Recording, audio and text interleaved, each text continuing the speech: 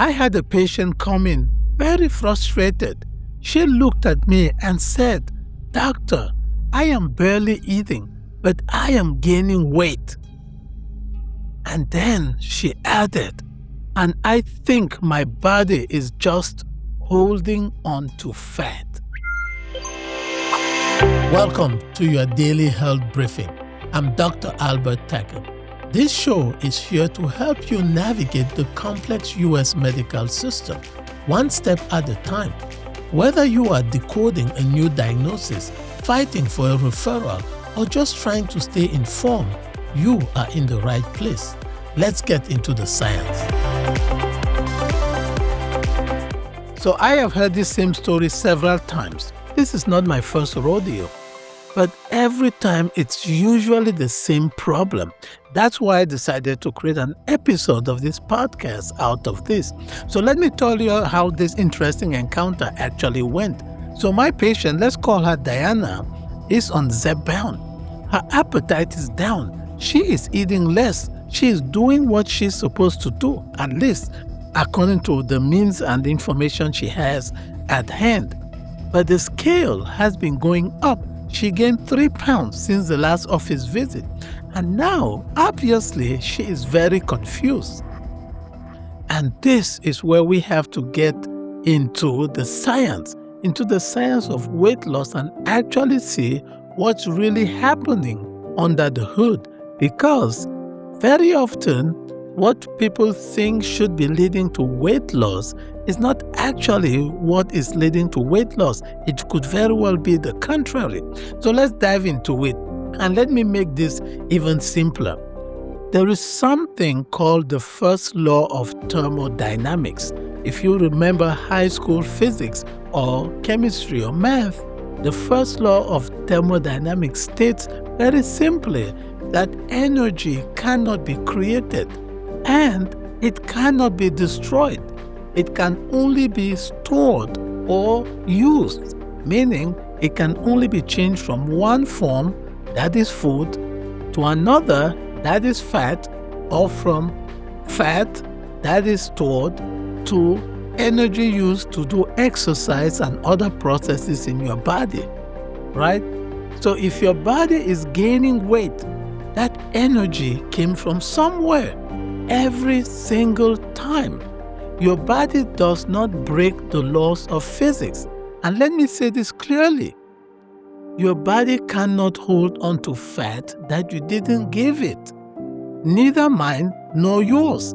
So this is where we as doctors and patients have to come hand in hand and use the science to make it work for both of us.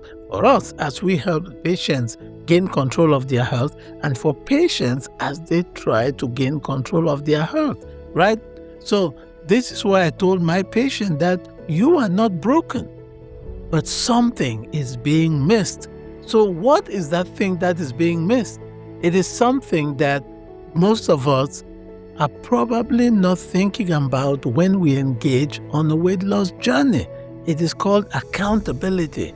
Now, accountability to the weight loss process, to the calories consumed, to the exercise performed, and keeping track of how much of each is actually done. And this is a part of the story where you would ask me, "Dr. T, I heard you. You said a whole lot about physics. I do not know why we are talking about physics on this podcast, but I don't know what has that got to do with me. Tell me, what has the first law of thermodynamics got to do with me and my weight loss journey?"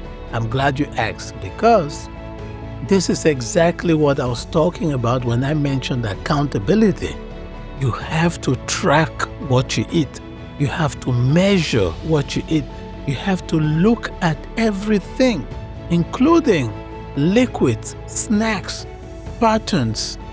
I call them hidden calories, the almonds that no one keeps account of, the peanuts that no one tracks, the various snacks, the bag of chips here and there that are not considered meals, but they are snacks.